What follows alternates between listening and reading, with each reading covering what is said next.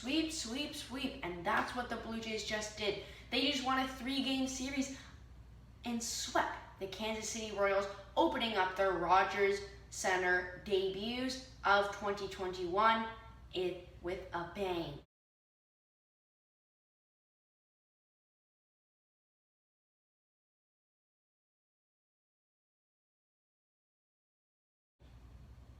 Welcome back to the Blue Jays recap. I am your host Evan, and we are back with another Blue Jays series recap. The Blue Jays just swept and won in dramatic ways in all of their games in their 3-game series against the Kansas City Royals. As you heard before, the Blue Jays just came back home to Rogers Center in their first 3 games and won all 3. And it was nice. In the first game, it was a 6-4 win. Second game, 4-0, and third game, 5-1. Like, these games were top of the notch. The pitching, top of the notch, and the Jays were playing well. So we're going to do a different style of the recap now, and we're probably going to do a game recap for every single day now.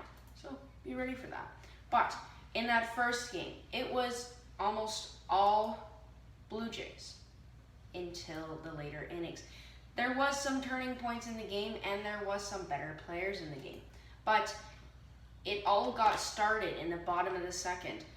And this is where the Blue Jays just started their roll. Bottom of the second inning. Teoscar had a home run. Springer had a home run. Gurriel had a single with an RBI on it to make it 3-0. But the Royals turned the score around as Nicky Lopez hit an RBI triple that Randal Grichuk could not get to in right field, which scored the Royals' first run and put the score to 3-1. Same inning, same turning point, and same pitcher. Obviously, Ross Stripling pitched that game. Salvador Perez had a home run, still top of the 6th inning, as now in the 7th,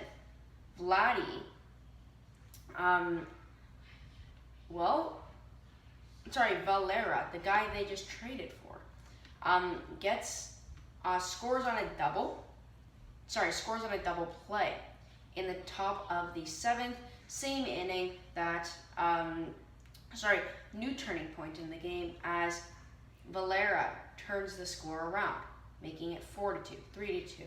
That's a bigger lead, safe lead, as Bo Bichette gets a 2-run home run, which almost puts the Blue Jays in the driver's seat, making it a 4-point game, still bottom of the second, as it becomes scary as Nicky Lopez scores on an error from Bo Bichette, and he wailed it right over Vladimir Guerrero Jr.'s glove on the left, which Nicky Lopez scored on an error from Bo Bichette. Blue Jays got accosted for an error, and the top of the 8th inning was not the best. But Dozier, bottom of the 9th inning, grounds out, and the Blue Jays get the final out of the game, and Romano seals it 6-4 on a victory for the Blue Jays. As probably the turning point in that game where the Jays took a commanding lead was that 7th inning when they had home runs, when they had driving in runs, when everything was working. George Springer had a home run in that game. He went 3-for-4 home run on his 1 RBI. Vladdy 1-for-3 in that game, and Bo Bichette. I think I want to give my tips to the Caps to George Springer too for winning the AL Player of the Week, as well as he also won the Player of the Game in this game with his phenomenal performance, home run, 2 hits, yet an RBI. Perfect game for him. Reese McGuire didn't play well. He had to come in because Alejandro Kirk couldn't catch, right?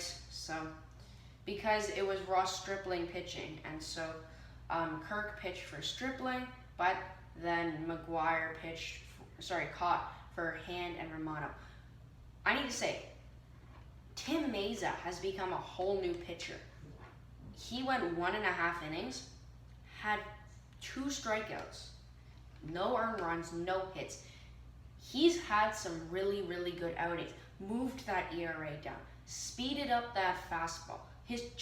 all of his pitches are really working. Like, it's been a lot better for Mesa as time is going, because before, like, sometimes he can be letting up like 5-6 runs a game in his relief appearances, but he has lowered that down a lot.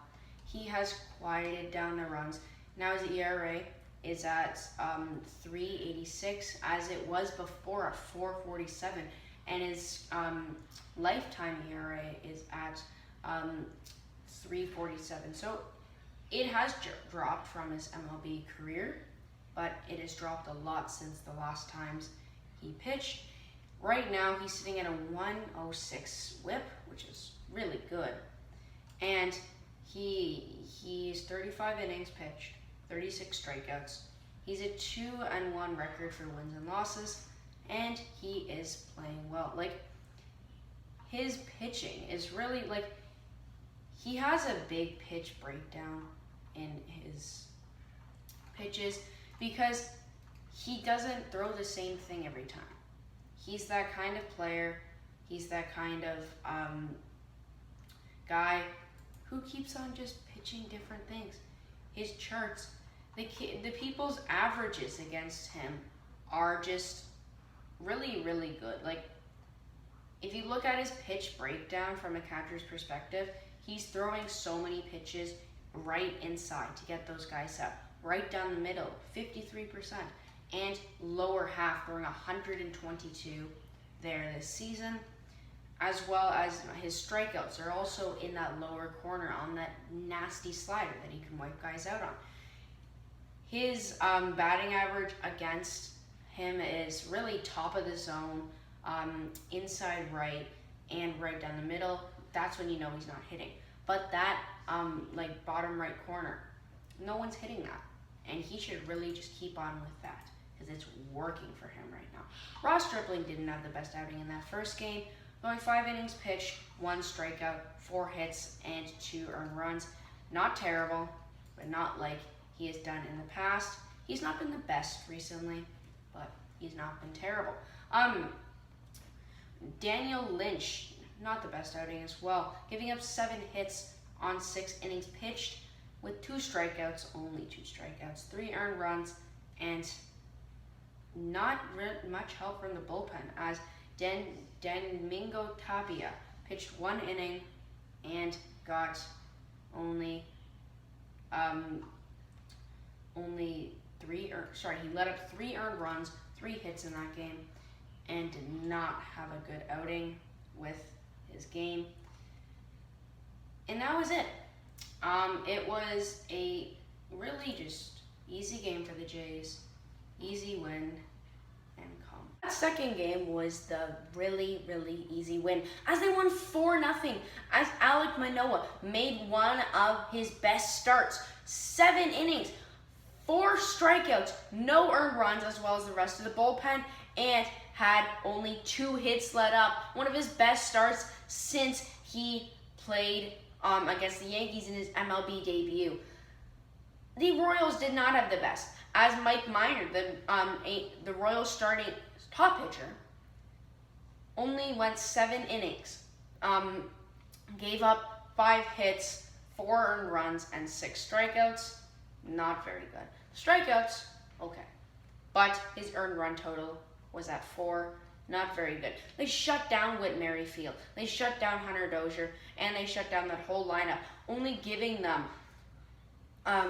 2 hits as a team, as they played really, really well. Like, those guys, Carlos Santana, they literally gave him over 3 day. He is probably their top player on their team, and they probably have no player of the games because no one played well, right? George Springer, another phenomenal game. 3 RBIs, 2 hits, and 2 runs, as well as Vladimir Guerrero Jr., 1 for 4. Simeon, 1 for 3. And Alejandro Kirk having a 1 for 3 day. And everyone else really had an 0 for day.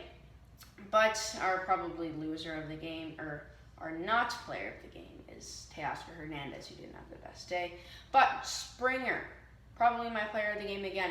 He won his 2nd player of the game of the day. and was playing really well in that game. Again, Ryan Barucki and Adam Simber pitched in that game, pitched really, really well. Both of them, no earned runs. Simber had 4 strikeouts in his 1.5 innings pitched, and just pitched really, really well to finish up the game. There was really all Blue Jays commanding it the whole game. Like, it was just really the top innings. It was George Springer having a leadoff home run first inning.